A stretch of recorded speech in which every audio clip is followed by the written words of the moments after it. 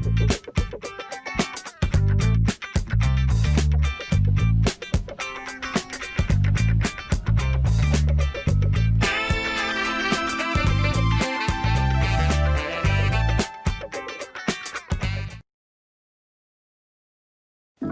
guys, welcome back to Cyberspace Investigations. I'm homeless, as you can see, and while I'm waiting for capitalism to get off my back, I can't really do anything in terms of playing home console games. But what I can do is play an outdated platformer from 1996 with camera control issues out the wazoo. Super Mario 64 was released in 1996 to critical acclaim.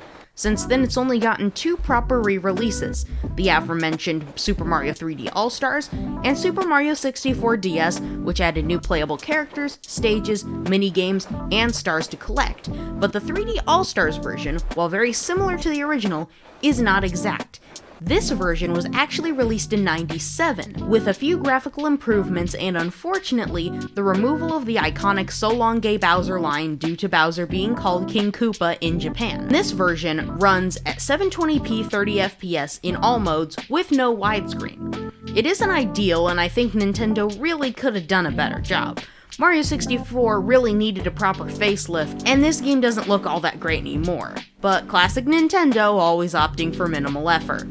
Well, let's talk about the game itself now. Mario has really upgraded since his 2D days. He's got a long jump, double jump, triple jump, punch, kick, backflip, and breakdance. I found the punch very useful. It had enough reach that it could deal with some smaller enemies like Goombas. For all of the new movement options, I think they were absolutely necessary for 3D movement with Mario and the expansion of the skill ceiling. The controls are very simple but hard to master, which you'll definitely need to do for some of these stars. That's one of the new things with 64 compared to the first 4 mainline games. It's a non-linear collectathon with only a few true linear stages. I think the change suited Mario very well, and the idea of a linear 3D game would be revisited with 3D Land and World. To progress through the 4 main areas in the game, you'll need to collect a grand total of 70 Power Stars to beat the game. Each course has about 7 stars to it, and they can range anywhere from really easy to actually challenging or literally just a riddle. Once you collect a star, you're booted out of whatever course you were in, and you have to enter back in to collect another star. This problem would finally be solved in Super Mario Odyssey many, many years later. But seriously, this is a Mario game. It's gotta be good, right? Fortunately for everyone's reputation, yes, this isn't an Ocarina of Time situation where everybody says it's the best game of all time and then you play it and it's just an average 5th gen game. However, the camera here does show its age. I don't like it at all. It only turns in increments, and sometimes can't even be turned 360 degrees around Mario. Most of my deaths come from this camera, and I would love it if they had just fixed the camera control like that. But again, no, it's classic Nintendo. It's not even a matter of preservation because they used the modified version of the game that patched the BLJ, so people couldn't even upgrade to a newer version for speedrunning if you want to do a 0-star run. There are 2 types of coin missions in Super Mario 64, the 8 red coins and the 100 coins secret star. The red coins are usually scavenger hunts to find red coins scattered around the levels, and there are some situations where the red coins are all right next to each other, most notably in Lethal Lava Land. The 100 coin missions aren't missions at all. You actually select one of the other 6 stars in a level and use it to collect 100 normal coins, which then translates to a secret 7th star. Beyond the stars in levels, the hub, Peach's Castle, also offers a decent amount of stars. Secret levels, toads, and bunnies will all give you a few stars throughout the journey. Next, let's discuss the level selection. Originally, there was going to be upwards of 30 stages in Mario 64, but over half their ideas were cut due to time constraints. What remained are 15 of some of the greatest stages in Mario history, and really iconic stages, along with the hub world of Peach's Castle, which is intricate, well-designed, and also very iconic. In the first batch of stages, we have Bob-omb Battlefield, Whomp's Fortress, Jolly Roger Bay, and Cool Cool Mountain. Bob-omb Battlefield is an amazing starter level with one of the best main themes in early Mario history. Womp's Fortress is a more compact level with very vertical design and more level area being added after beating the first star. It also houses my favorite part of the Super Mario 64 soundtrack, the Piranha Plant Lullaby, which you might recognize from my new outro. Jolly Roger Bay is the first of 3 water-based levels in the game, and the music here is so relaxing, it's something I would totally fall asleep to if I had the time. The stars here are more tedious, and a few of them require trial and error to complete, which frustrated me while I was playing, so I just looked up a guide for the order of some of these chests. My time is valuable, and stars like that are too annoying for me to die multiple times and have to travel all the way back to the ship. Cool Cool Mountain was one of the more frustrating stages for me, specifically the second slide star. I don't find the slide controls very fun, and the anti-shortcut measures were a bit too much. If I want to use the cannon or something to get to the end of the race faster, just let me. Don't gate me off if I'm trying to be creative in a game with a lot of freedom. Other than that, the stage was pretty fun. The second batch of stages blessed us with Big Boo's Haunt, Crazy Maze Cave, Lethal Lava Land, and Shifting Sandland. Big Boo's Haunt was like a beta for Luigi's Mansion in a way. While it didn't feature King Boo, it was an interesting course with its claustrophobic design and non-linear progression through certain stars in the level. Though, I could have done without 3 or 4 bosses against Big Boo, especially when they're literally the exact same thing just in different areas of the level. Crazy Maze Cave is a level as well as where you can unlock the metal cap. It's definitely a maze, and while one of the more intricate levels in Super Mario 64. The music here is alright, but nothing to write home about. It's used in a few other levels too.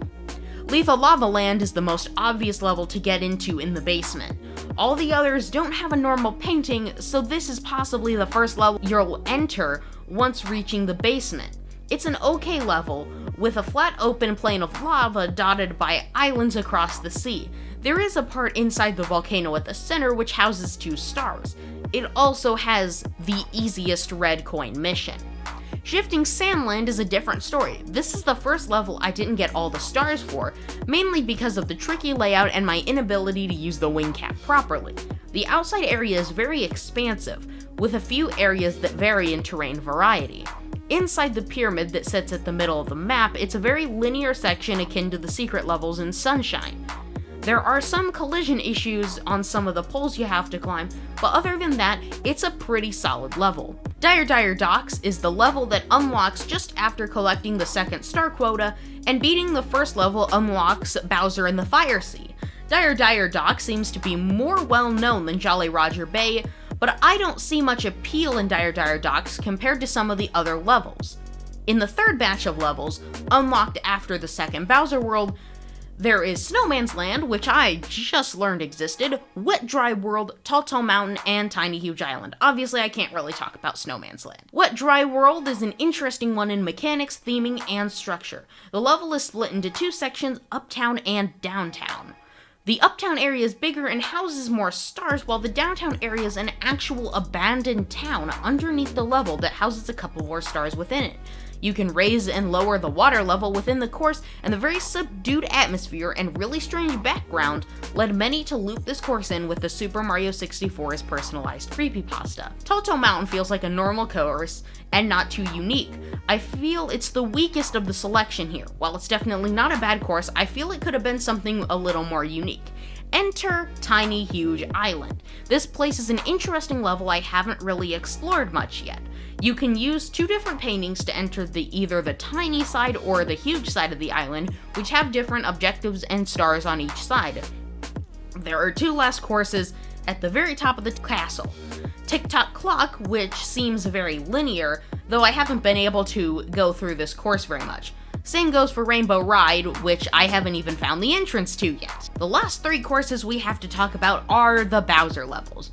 Bowser in the Dark World, Bowser in the Fire Sea, and Bowser in the Sky. These are linear, classic-styled levels that all end in a Bowser boss fight. Each of them vary in difficulty, with Dark World being the easiest and Bowser in the Sky being the hardest. These are just straight gauntlets, and while they can be beaten fast, the first time you do them, it's an exciting and an exhilarating ride. Finally, let's talk about the boss fights. Almost each stage has one, and they can range from the you can't touch this ones to some crazy unique ones as well. You can't touch this boss's spin around until you get behind them and grab their tail or body. Throw or spin them into something. Examples of this are King Bob-omb and Bowser himself. While 3D Mario boss fights would certainly improve over time, this is a great starting point for 3D platformer bosses, and Mario ones in specific. Well, I think that's about all I can talk about with this game.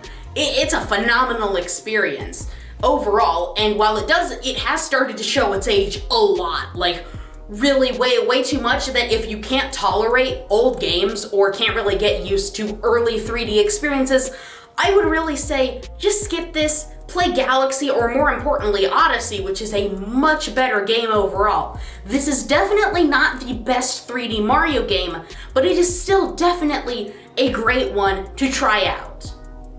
Well, that's it for this week's programming.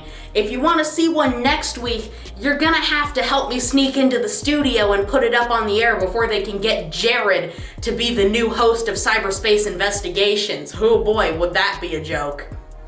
Alright, well, whoever comes to help me next week, thanks.